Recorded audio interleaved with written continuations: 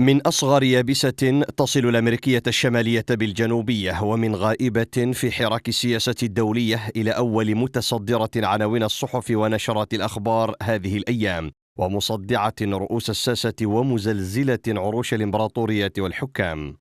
ملايين الأوراق السرية طارت من بنما بفعل مجهول أو مقصود لتقع على وجوه هنا وهناك، تذروها رياح الفضائح من مرقدها في الملاذات الضريبية الآمنة لعقود لشخصيات سياسية وعالمية تسترت على أرقام بالملايير خلف أبواب شركة موساك فونسيكا في الكاريبي.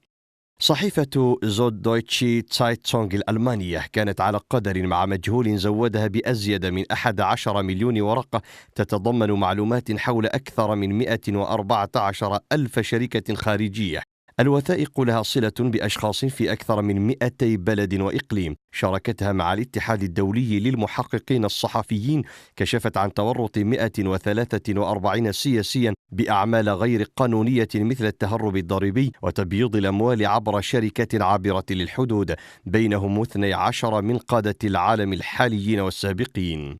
هزات زلزال بنما أربكت من وردت أسماؤهم في الوثائق بين متحفظ ومستقيل وناكر لها من أساسها، كما هو الحال مع الرئيس الروسي فلاديمير بوتين، نافيا أي علاقة لأصدقائه ومقربيه من عملية الفساد، بل كشف وجها من أوجه الجدل الدائر حول جدوى تسريب هذه الوثائق وتوقيتها، كاشفا عن وجه من أوجه المؤامرة التي تقودها الولايات المتحدة ضد بلاده لزعزعة الاستقرار داخل روسيا.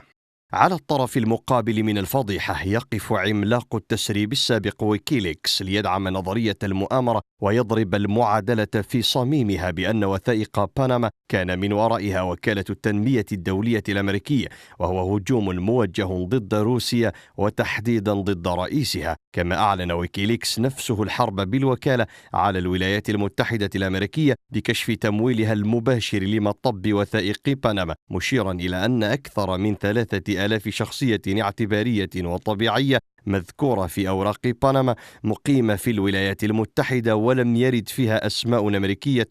من الوزن الثقيل.